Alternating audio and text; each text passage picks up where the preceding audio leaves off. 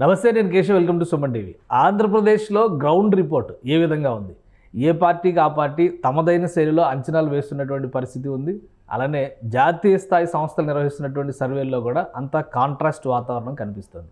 కానీ ప్రజల నాడి ఇటువైపు ఉంది. వాస్తవానికి సీట్ల సర్దుబాటు దగ్గర నుంచి అభ్యర్థుల ఎంపిక వరకు పార్టీలు చేస్తున్నటువంటి కసరత్తు రాబోయేటువంటి ఎన్నికలపైన ఎలాంటి ప్రభావం చూపించబోతున్నాయి? ఈ అంశాలపైన విశ్లేషణ చూద్దాం. మనతో పాటు ఉన్నారు చాణక్య గ్రూప్కు సంబంధించినటువంటి ముఖేష్ గారు. ముకుందా జ్యువెలర్స్ తెలంగాణలో మొట్టమొదటి ఫ్యాక్టరీ అవుట్లెట్ మన కొత్తపేటలో ఫిబ్రవరి 14న గొప్ప శుభారంభం. ముఖేష్ గారు నమస్కారం. నమస్తే అండి. ముఖేష్ గారు, ఏంటి గ్రౌండ్ రిపోర్ట్స్ పైన ఎక్కువ డిస్కషన్స్ జరుగుతున్నాయి ఆంధ్రప్రదేశ్లో? ఎందుకంటే గతంలో మనం తెలంగాణ ఎలక్షన్స్ చూసాము. తెలంగాణ ఎలక్షన్స్లో ఒక 4 నెలల క్రితం జరిగినప్పటికి కూడా ఒక అంచనా అనేది ఉండింది ప్రజలకు కానీ పార్టీలకు కానీ. ఆంధ్రప్రదేశ్ విషయంలో అంత కన్ఫ్యూజనే ఉంది అనేటువంటి అభిప్రాయం ఉంది. మీరు సర్వేలు చేస్తుంటారు. లాస్ట్ టైం ఆల్రెడీ ఒక రిపోర్ట్ రిలీజ్ చేశారు డిసెంబర్ 30. సో ఇప్పుడు ఈ 3 నెలల్లో మళ్ళీ రకరకాల పరిణామాలు జరగబోతున్నాయి. ఎన్నికలు మ్యాక్సిమం మార్చ్ అనేటువంటి సంకేతాలు, నోటిఫికేషన్ వస్తుందంటున్నారు. ఎలా ఉంది మీకున్నటువంటి రిపోర్ట్? కేశవ్ గారు నమస్తే. డిసెంబర్ 30న మనం ఆంధ్రప్రదేశ్కి సంబంధించి ఒక ప్రీపోల్ ఇవ్వడం జరిగింది. మీరు అన్నట్టు తెలంగాణలో కూడా ఎలక్షన్స్కి ముందు, పోలింగ్కి ముందు ఒక నెల రోజుల ముందు వరకు కూడా ఒక ఖచ్చితమైన క్లారిటీ అనేది లేకుండా పోయింది. ఏ పార్టీకి ఎన్ని సీట్లు వస్తాయని. ఒక సైడు అన్ని సర్వే సంస్థలు బీఆర్ఎస్కి 70-80 సీట్లు కూడా వచ్చిన చూడడం జరిగింది. బట్ మేము ఇంకొక 4 సర్వే కంపెనీలు, డిఫరెంట్ కంపెనీస్ అన్నీ కూడా కాంగ్రెస్ గవర్నమెంట్ ఫామ్ అవుతుంది అనేది ఒక నెల ముందు ఒక ఖచ్చితమైనది క్యాండిడేట్ల డిక్లరేషన్ కావచ్చు, అవన్నీ చూసిన తర్వాత ఏ కాన్స్టిట్యున్సీలో ఏ అభ్యర్థి, అంటే ఇక్కడ పార్టీ వేవ్తో పాటు క్యాండిడేట్ యొక్క క్యాండిడేచర్ కూడా చాలా ఇంపార్టెంట్. ఇప్పుడున్న పరిస్థితుల్లో ఆంధ్రప్రదేశ్లో కూడా ఏమవుతుందంటే, డిసెంబర్ 30 వరకు జరిగిన సర్వేలో మనకు వచ్చింది టీడీపీ గవర్నమెంట్ రాబోతుంది. ఒక మినిమం 115 సీట్లు అయితే కన్ఫామ్గా వస్తాయి. మ్యాక్సిమం 128 వరకు వస్తాయి. క్యాండిడేట్స్ అకామిడేట్ కూటమిలో అలయన్స్లో ఒకవేళ క్యాండిడేట్లు డిక్లేర్ చేసిన తర్వాత ఇదేమన్నా వ్యారీ అవుద్ది అనేసి మేము ఏం చేసాం, పార్టీ వేవ్ ఎక్కువ ఉన్న దగ్గర మినిమం మ్యాక్సిమం ఫిగర్ చేసుకొని క్వశ్చనింగ్ పెట్టుకొని ఒక 13 స్థానాలు, అంటే ఇక్కడ మినిమం మ్యాక్సిమం ఫిగర్ ఇవ్వడం. ఆ రోజు అక్కడ ఈ క్యాండిడేట్స్ ఇంకా డిక్లేర్ కావాలి, పార్టీ వేవ్ని కన్సల్టేట్ చేసుకోవడం జరిగింది. ఇప్పుడు గత 2 నెలల నుంచి తర్వాత ఏంటంటే లోక్సభ స్థానాలను బేస్ చేసుకొని కూడా మనం ఒక సర్వే కూడా చేయడం జరిగింది. లోక్సభ స్థానాలు చేసుకొని సర్వే చేస్తున్నప్పుడు కూడా మనకు వేవ్ అయితే కనిపిస్తుంది టీడీపీ. ఈ అభ్యర్థుల విషయం అనేది ఏంటంటే ఇరు పార్టీలకు పెద్ద దెబ్బ తీసే క్రమంలో దారితీస్తుంది. ఎందుకంటే ఇప్పుడు ఒక నియోజకవర్గం చూసుకుంటే, గుడివాడ నియోజకవర్గం ఉదాహరణకు తీసుకుంటే, గుడివాడలో మనకు రావి వెంకటేశ్వర గారు గతంలో తెలుగుదేశం పార్టీ వర్క్ చేశాడు. గత 3 ఏళ్ల నుంచి కూడా బాగా హార్డ్ వర్క్ చేస్తున్నాడు. గ్రౌండ్ ప్రిపేర్ చేసుకున్నాడు. ఫ్యామిలీ కూడా అక్కడ బలమైన కుటుంబం.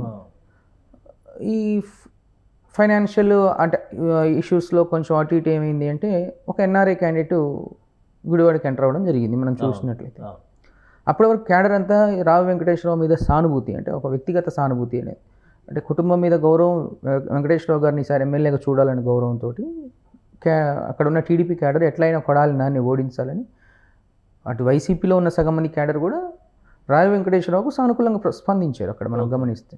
ఎందుకంటే కొడాలి నానికి సీట్ ఇచ్చే క్రమంలో రావి వెంకటేశ్వరరావు ఫ్యామిలీనే దాన్ని సాక్రిఫైస్ చేసింది అప్పుడు 2009 ఆ టైంలో. ఈసారి ఎట్లయినా ఓడించాలని కంకణం కట్టుకున్న క్రమంలో గత 3 నెలల కింద 4 నెలల కింద ఏమైందంటే, క్రిస్మస్ అనుకుంటా ఐహోప్లా, ఆ టైంలో ఒక ఎన్ఆర్ఐ బాబు గారిని కలవడం, ఇవన్నీ చర్చలు జరిగినాయి, చూసినాం. దాని తర్వాత జరిగిందంటే ఇప్పుడు ఇన్ఛార్జికి కూడా ప్రకటించారు. అప్పుడు టీడీపీ క్యాడర్ పైన లోపల ఇంటర్నల్గా ఉన్న టీడీపీ క్యాడర్, అంటే గ్రాస్ రూట్లో ఉన్న టీడీపీ క్యాడర్ ఏం ఆలోచన చేస్తుంది, అరే మనం ఈ వ్యక్తిని ఎమ్మెల్యేగా చూడాలనుకున్నాం, లాస్ట్కి వేరే వ్యక్తిని తీసుకొచ్చి పెట్టారని సరికి లోపల అసంతృప్తి అనేది ఉంటుంది. పైకి తిరుగుతారు క్యాడర్, నాయకుడు చుట్టూ క్యాడర్ తిరుగుతారు, కానీ లోపల ఉన్న అసంతృప్తిని మనం కౌంట్ చేయలేము. ఇలాంటి నియోజకవర్గాలు ఒక 30-40 ఉన్నాయి ఆంధ్రప్రదేశ్లో. సో అంటే ఓవరాల్గా ఇప్పుడు మీరు చాణక్య గ్రూప్ ద్వారా అనేక సర్వేలు చేశారు. ఒక రకంగా దాని ఫౌండర్గా దాన్ని ఎమర్జీ చేసుకుని ప్రజల్లోకి తీసుకెళ్లేటువంటి క్రమంలో మీ రోల్ చాలా ఇంపార్టెంట్. ఇన్ని సంవత్సరాల సర్వీస్లో మీరు ఎప్పుడైనా ఎలాంటి సిచ్యుయేషన్ చూసారా? ఎందుకంటే జాతీయ స్థాయిలో ఇండియా టుడేకి ఉన్న పేరు తెలుసు, టైమ్స్ నౌకు ఉన్న పేరు తెలుసు. అవును, ఒకలేమో వీళ్ళు గెలుస్తారని ఇస్తున్నారు, ఇంకొకలేమో వాళ్ళు గెలుస్తారని ఇస్తున్నారు. ప్రజలు ఇది ఒక రకమైన అయోమయ స్థితిలోకి వెళ్ళిపోతున్నటువంటి పరిస్థితి ఉంది. కేశవ్ గారు ఇక్కడ స్పష్టంగా ఒకటి క్లారిటీగా తీసుకోండి. మొన్న తెలంగాణ ఎగ్జిట్ పోల్స్లో కూడా మనం డిసెంబర్ 30వ తారీఖు ఈవినింగ్ ఎగ్జిట్ పోల్ ఇచ్చినాము. Next day morning or afternoon India today వాడు ఇచ్చాడు. మనం ఏదైతే ఎగ్జిట్ పోల్ ఇచ్చామో 67 సీట్స్ కాంగ్రెస్ గవర్నమెంట్ ఫామ్ అవుతుందని, 64 స్థానాలు వాళ్ళు కాంగ్రెస్ గవర్నమెంట్ ఫామ్ ఖచ్చితంగా ఇవ్వడం జరిగింది.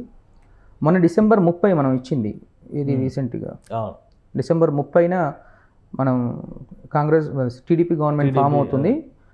వైఎస్ఆర్సీపీ పార్టీ షేరు 50 నుంచి 41కి పడిపోయిందని మనం ఇవ్వడం జరిగింది. మొన్న ఇండియా టుడే ఛానల్ వాళ్ళు కూడా వైఎస్ఆర్సీపీ పార్టీ గ్రాఫ్ 50 నుంచి 41కి పడిపోయింది. అంటే క్రెడిబిలిటీ ఉన్న సంస్థలు. అయితే కొన్ని సంస్థలు ఏమైతే అంటే కొన్ని పార్టీలకు ఏమైతే అంటే అసోసియేట్ అవుతాయని కొంచెం చూడడం అంటే గమనిస్తూ ఉంటాం. ఈ క్రమంలో ఏంటంటే స్ట్రాటజికల్గా గ్రౌండ్ని బూస్ట్ చేసుకోవడం కోసం ప్రయోగాలు చేస్తుంటారు. బట్ క్షేత్రస్థాయిలో మనం మీరు కూడా చూసుంటారు, గ్రాస్ రూట్లో అసెంబ్లీకి వెళ్ళి చర్చించినప్పుడు ఏమవుతుందంటే క్యాడర్ అంటే ఫస్ట్ లీడ్ యాస్పిరెంట్, ఆయన కింద క్యాడరు, ఆయన కింద లోకల్ క్యాడరు, అతని కింద ఉన్న విలేజ్ గ్రాస్ రూట్లో ఉన్న నాయకులు, వీళ్ళలో బజ్ మాత్రం 100% అటు వైఎస్ఆర్సీపీ, టీడీపీ అండ్ జనసేన వీళ్ళందరిలో మాత్రం టీడీపీ గవర్నమెంట్ ఫామ్ అవుతుంది అనేది స్పష్టంగా వినిపిస్తున్న మాట. ఓకే. ఓటర్లకు వచ్చేసరికి ఏంటంటే educated, above poverty line and ఎవరైనా సెటిలర్స్, వ్యాపారస్ వాళ్ళందరూ కూడా టీడీపీ గవర్నమెంట్ వస్తుందన్నారు. కానీ క్రమంగా డౌన్ అవుతున్న కొద్దీ విలేజ్లో ఉన్న మాస్ ఓటింగ్ అంటే ఇక్కడ స్లమ్ ఓటింగ్ కానీ బిలో పావర్టీ లైన్ ఓటింగ్ కానీ ఏదైతే ఇప్పుడు నవరత్నాలు ఏవైతే ఉన్నాయో కొంచెం ఇంపాక్ట్ ఉండే ఏమవుతుందంటే వాళ్ళు పూర్తి స్థాయిలో జగన్కే ఉన్నారు. ఇంకా అది ఆల్మోస్ట్ ఆ ఓటింగ్ ఆంధ్రప్రదేశ్లో 21.3% బీపీఎల్ ఓటింగ్ ఉంది. ఆ బీపీఎల్ ఓటింగ్లో మేల్ ఫీమేల్ ఉంటారు.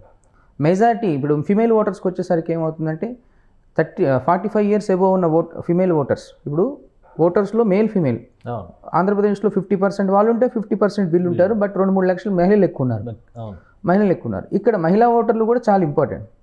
మహిళల్లో ఏజ్ క్యాలిక్యులేషన్ ఇక్కడ 45 years ఎబో ఏజ్ క్యాలిక్యులేషన్ మహిళల్లో ఏంటంటే జగన్కి కొంచెం అటెయ్యాలా ఇటెయ్యాలా కన్ఫ్యూజన్. ఎందుకంటే వాళ్ళకు 40 సంవత్సరాలు దాటిన వాళ్ళకు పెన్షన్ రూపంలో డబ్బులు ప్రతి సంవత్సరం వస్తున్నాయి.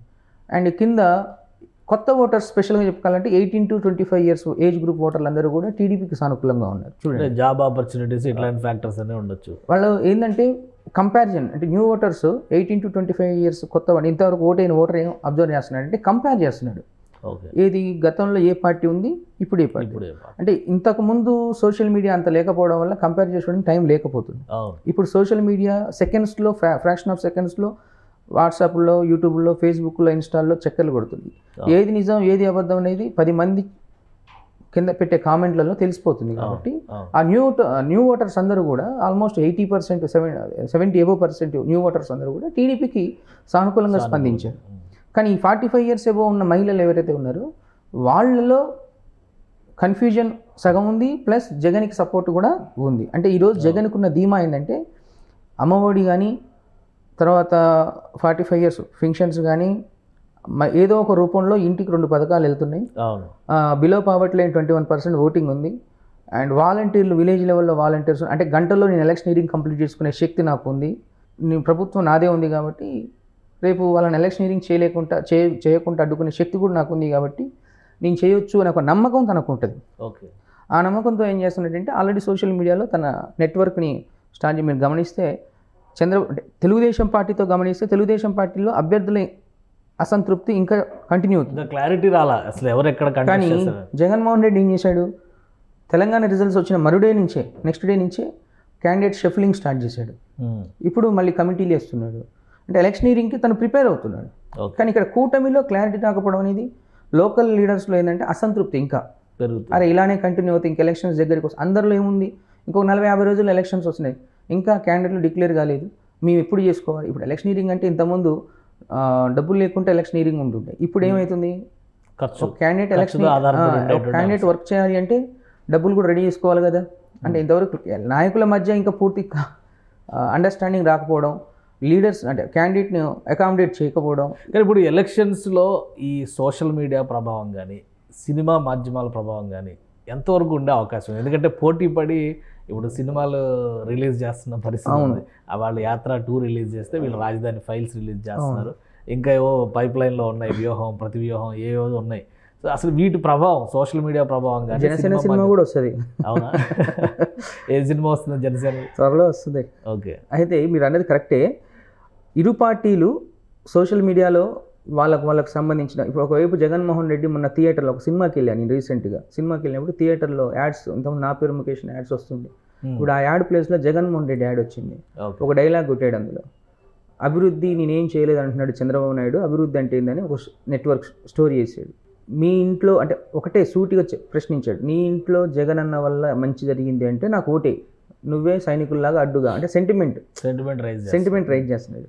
కానీ లీడర్లకు అర్థం కాదు ఏంటంటే సెంటిమెంట్ డైలాగులు నువ్వు చెప్పిన వింటారు, నేను చెప్పిన వింటారు. లాస్ట్కు ఓటేసే టైంలో ఏం చేయాలో అదే చేస్తారు. దానికోసం ఏం చేస్తున్నారంటే గ్రౌండ్ బూస్టింగ్ చేస్తున్నారు ఇద్దరు సినిమాల రూపంలో. సినిమా స్కిట్స్ రీల్స్ ఇవన్నీ కూడా ప్రత్యేక పాత్ర పోషిస్తాయి ఎలక్షనీరింగ్లో. ఇప్పుడు మీరు ఒక పార్టీ నుంచి ఆస్పిరెంట్, నేను ఒక పార్టీ నుంచి ఆస్పిరెంట్. నేను సోషల్ మీడియాలో బాగా రోజు స్టోరీస్ కొట్టిస్తున్నాను, మీరు ఏం కొట్టియట్లేదు. మీరు చాలా మంచోళ్ళు నియోజకవర్గంలో, మీరు సోషల్ మీడియాలో వీక్ ఉంటే మీకు ఓటు వేయరు.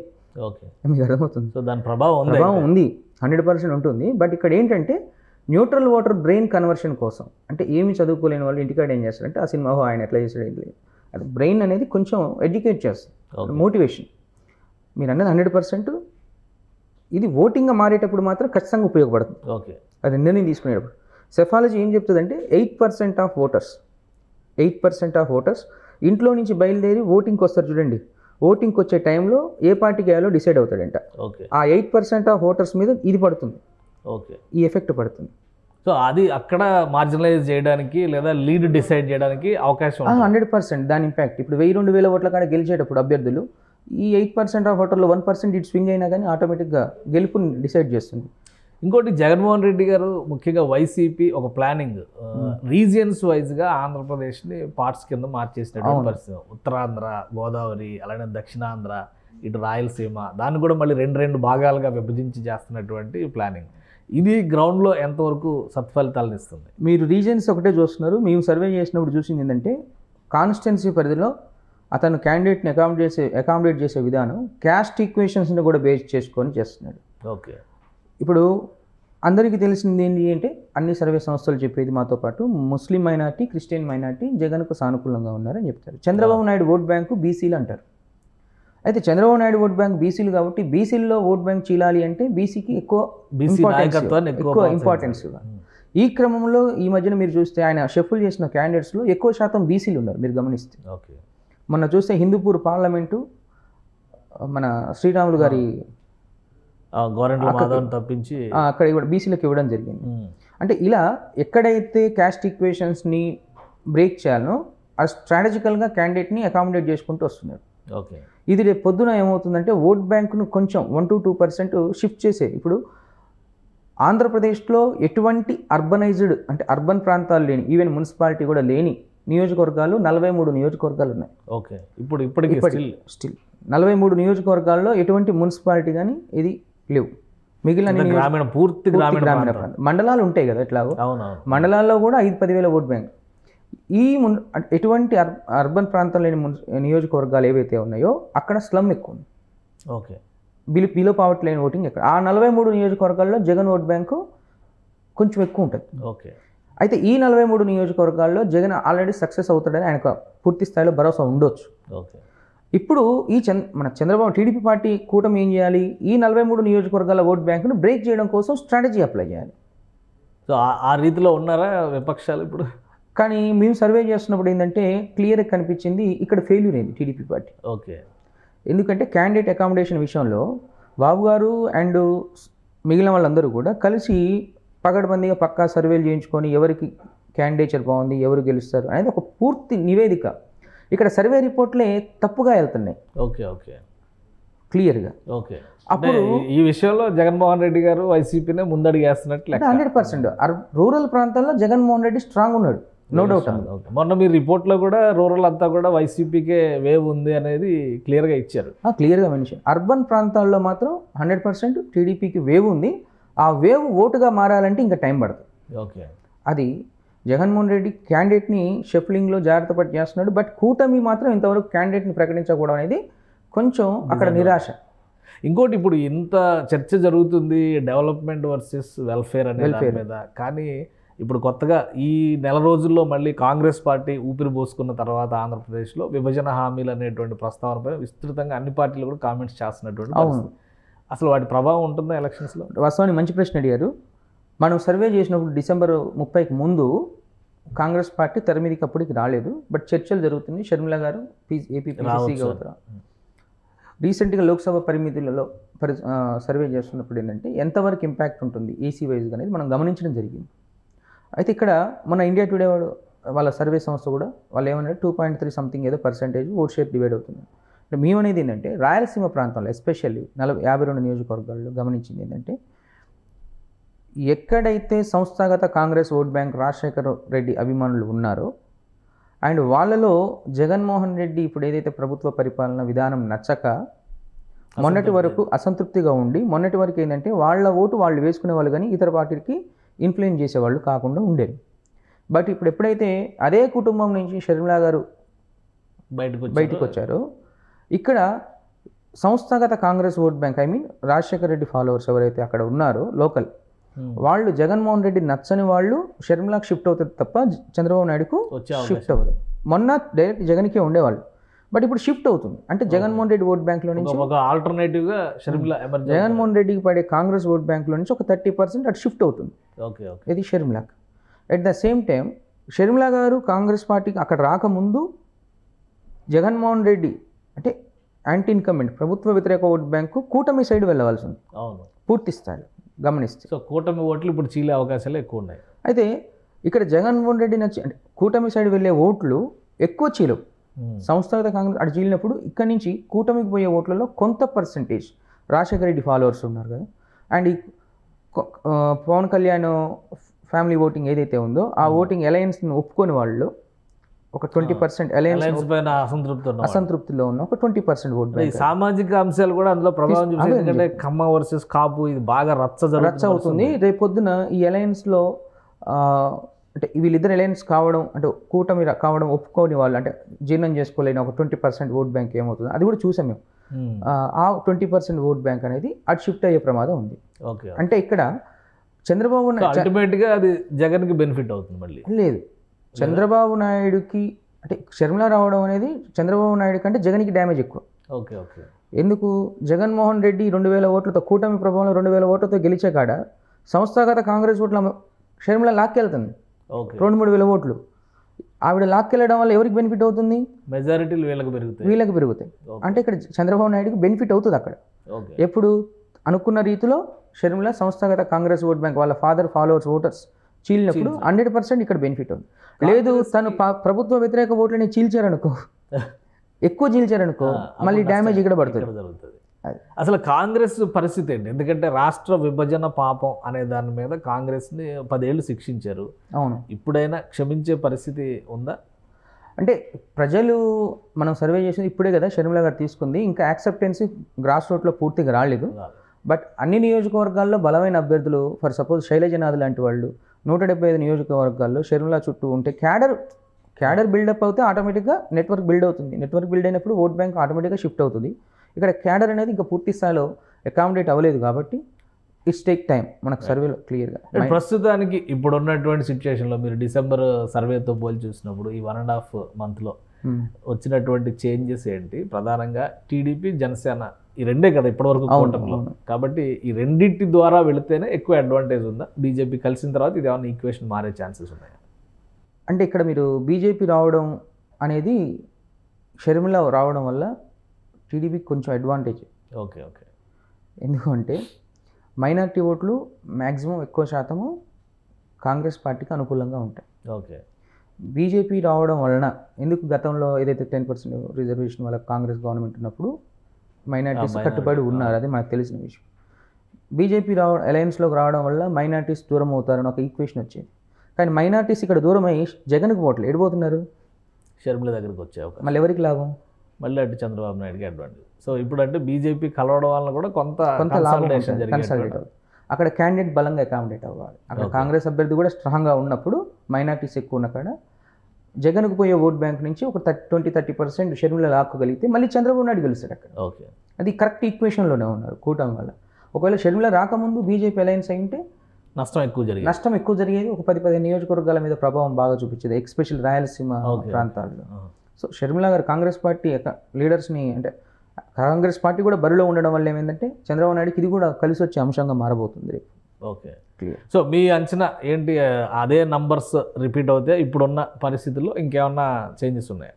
అంటే కేశవ గారు ఒకటి ఫ్రాంక్గా చెప్పాలంటే, తెలుగుదేశం పార్టీ తన అభ్యర్థుల విషయంలో పూర్తి క్లారిటీగా లేదు. ఓకే. అండ్ తెలుగుదేశం పార్టీలో జరుగుతున్న కొన్ని చర్యలు ఏమవుతున్నాయంటే, ఒకే నియోజకవర్గంలో 2-3 ఆస్పిరెంట్స్ టికెట్ కోసం ప్రయత్నించే నియోజకవర్గాలు 30-40 ఉన్నాయి. ఓకే. తెలుగుదేశం పార్టీలో జరుగుతుంది ఏంటంటే, ఈ 2-3 ఆస్పిరెంట్స్కి క్లారిటీ లేకుండా ముగ్గురిని ఎంకరేజ్ చేయడం జరుగుతుంది. ఓకే. ఈ ముగ్గురిని ఎంకరేజ్ చేసినప్పుడు టీడీపీ క్యాడర్ ముగ్గురు పంచుకుంటున్నారు. లోకల్ ఉన్న టీడీపీ క్యాడర్ ఒకటే ఉంటుంది, మారదు కదా. రేపు పొద్దున టికెట్ వేరే వాళ్ళకి ఇచ్చి అక్కడ మిగిలిన ఇద్దరు సమన్వయం తిరుగుబాటు వర్గాలు పెరుగుతాయి. సమన్వయం చేసుకోకపోతే అది 100% తిరుగుబాటుగా మారుద్ది. అంటే ఈ సమన్వయ కమిటీ లోపం అనేది లేకుండా పర్ఫెక్ట్గా వాళ్ళని కోఆర్డినేట్ చేసుకోగలిగితే మన ఇచ్చిన ఫిగర్ 115 నుంచి 128 ఇంకొంచెం పెరిగే అవకాశం కూడా కనిపించింది. లేదు అంటే కూటమిలో గవర్నమెంట్ ఫామ్ అవుద్ది, కానీ ఆ 115 110గా మారే అవకాశాలు కూడా కనిపించింది. ఎందుకు? లోకల్ లీడర్షిప్ని కోఆర్డినేట్ చేసుకోవడం చాలా ఇంపార్టెంట్. జగన్ ఒక సైడ్ నుంచి, అంటే ఇప్పుడు ప్రస్తుత గవర్నమెంట్ ఒక సైడ్ నుంచి వాళ్ళ క్యాండిడేట్స్ని బలంగా పెట్టి అండ్ గ్రాస్ రూట్లో కమిటీలు వేసుకుంటూ రేపు పొద్దున పర్ఫెక్ట్ ఎలక్షనీరింగ్కి ప్రిపేర్ అవుతున్నాడు. ఇంకా ఇక్కడ క్యాండిడేట్ని అకామిడేట్ చేయకపోవడం వల్ల లోకల్లో ఉన్న క్యాడరు మేము ఎవరికి సపోర్ట్ చేయాలి, టీడీపీ వస్తుందని కొంత అయోమయ స్థితి. సో ఇంకొకటి, ఇప్పుడు డేట్ డిలే కావడం కూడా, అనౌన్స్మెంట్ ఏదో February 2nd యాక్చువల్గా ఎవరికీ ఆలోచన లేదు. జగన్మోహన్ రెడ్డి గారు 2-3 వారాల ముందర నోటిఫికేషన్ వస్తుంది అని ఒక్క మాట అన్న తర్వాత మొత్తం లెక్కలు మారిపోయినాయి, ఏదో జరుగుతుంది అని. బట్ యాజ్ పర్ షెడ్యూలే జరిగేటువంటి వాతావరణం, ఇది కూడా ప్రభావం చూపిస్తుందా? 100%. ఇప్పుడు జగన్కి గవర్నమెంట్లో ఉన్నాడు కాబట్టి తను కొన్ని ఫీలర్స్ ఉంటాయి సెంట్రల్ నుంచి, ఎలక్షన్ కమిషన్ నుంచి. సో దానివల్ల తను సెటిల్ చేసుకుంటూ వస్తున్నాడు. పొరపాటున రేపటికి రేపు షెడ్యూల్ వచ్చింది అనుకోండి, సో ఆయన అయితే రెడీ ఉన్నాడు, ఆయన రెడీగా ఉన్నాడు, వీళ్ళు రెడీగా లేరు, పూర్తి స్థాయి వీళ్ళు రెడీగా ఉన్నామని ఫీల్ అవుతారు. కానీ ఇక్కడ ఏంటంటే క్యాడర్ కానీ ఇంకొకటి గమనించింది ఏంటంటే, ఈ నెల రోజుల్లో సీరియస్గా మాట్లాడాలంటే నేను కొన్ని కాన్స్టిట్యున్సీలకు పర్సనల్గా స్ట్రాటజీస్ ప్లే చేస్తున్న క్రమంలో కొత్త క్యాండిడేట్లు కూడా ఉన్నారు. కొంతమంది కొత్త క్యాండిడేట్లకు గత 1 year కింద అకామిడేట్ అయిన క్యాండిడేట్లు పూర్తి స్థాయిలో ఓవర్ కాన్ఫిడెన్స్, ఇక గవర్నమెంట్ వచ్చేస్తుంది, పూర్తి స్థాయిలో ఓవర్ కాన్ఫిడెన్స్ వచ్చేసి కింద లోకల్ క్యాడర్ని సరిగా పట్టించుకోకపోవడం అనేది ఆల్రెడీ మొదలైంది. ఇలాంటి నియోజకవర్గాలు కొన్ని ఉన్నాయి. దానివల్ల కూడా ఇది టీడీపీకి పెద్ద ఎదురు దెబ్బ తగిలే అవకాశం ఉంది. ఇక అప్రమత్తం కావాల్సినటువంటి సమయం ఉంది. అంటే జగన్ ఎంత మైక్రో లెవెల్లో వర్క్ చేస్తున్నాడో తెలుగుదేశం పార్టీ నాయకులు కూడా అంత మైక్రో లెవెల్లో కోఆర్డినేట్ చేసుకోగలిగితే తప్ప కౌంటర్ చేయడం కష్టం. ఎందుకు అంటే ఈరోజు మీరు అన్నారు ఇందాక పెద్ద సంస్థలు టైమ్స్ నవ్ అన్నారు, ఇంకా ఇండియా టుడే అన్నారు. ఒక సంస్థకు అట్లా కనిపించి ఇంకో సంస్థకి ఇలా కనిపించిందంటే చూసే కోణం డిఫరెంట్గా ఉండొచ్చు. బట్ మేమేం చేసాం, గతంలో ఎప్పుడు రిజల్ట్ ఇచ్చినా కూడా పూర్తి స్థాయిలో సక్సెస్ అయ్యాం. ఇప్పుడు కూడా మాకేమనిపిస్తుందంటే గ్రాస్ రూట్లో ఓటర్స్ని చూసినప్పుడు 100% టీడీపీని గెలిపించుకోవడానికి సిద్ధంగా ఉన్నారు. బట్ ఇక్కడ లోకల్ వాతావరణం కల్పించాల్సిన బాధ్యత టీడీపీ అండ్ సోషల్ మీడియాని వైఎస్ఆర్సీపీ పార్టీ వాడుకున్నంత విధంగా టీడీపీ పార్టీ వాడలేకపోతున్నారు. మీరు అబ్జర్వ్ చేయండి, ఈరోజు ఏ ఛానల్ పెట్టినా ఈవెన్ థియేటర్లో కూడా జగన్మోహన్ రెడ్డి పూర్తి స్థాయిలో అది చేసుకుంటూ వెళ్తుంది. చంద్రబాబు నాయుడుది ఇంకా నెట్వర్క్ స్టార్ట్ అవ్వాలి. మీరు అబ్జర్వ్ చేయండి, సోషల్ మీడియాలో గమనిస్తుంది. అంటే ఇవన్నీ ఏమవుతున్నాయి అంటే రేపు భవిష్యత్తులో ఓటర్ల మీద ఇంపాక్ట్ చూపించబోతున్నాయి. ఓటర్లని 2 పార్టీలు కాపాడుకుంటే తప్ప గెలుపు ఓటములు డిసైడ్ చేయడం అనేది కష్టం. ఇప్పుడు ప్రస్తుతం అయితే టీడీపీ వేవ్ నడుస్తుంది. రైట్, థ్యాంక్ యూ ముఖేష్ గారు, మీ అభిప్రాయాలు తెలియజేస్తాను. ఇది ఆంధ్రప్రదేశ్లో గ్రౌండ్ రిపోర్ట్ పరిస్థితి. ఇది ఏ పార్టీకి ఆ పార్టీ ఎత్తుగడలు వేస్తున్నటువంటి పరిస్థితి ఉంది. అయితే అధికార పార్టీ సహజంగానే ఒక అడ్వాంటేజ్ ఉంటుంది. ఈ క్రమంలోనే వైఎస్ జగన్మోహన్ రెడ్డి తన ప్రణాళికల్ని అమలు చేయడంలో అందరికంటే ముందున్నారు. ఇక ఓటరు ఏ విధంగా తీర్పును ఇవ్వబోతారు అనేటువంటి అంశాలని ప్రతిపక్షాలు ఏ విధంగా ఆన్సర్ చేయబోతున్నాయి, దాన్ని బట్టే ఓటర్ జడ్జిమెంట్ ఉండేటువంటి ఛాన్సెస్ ఉన్నాయంటున్నారు.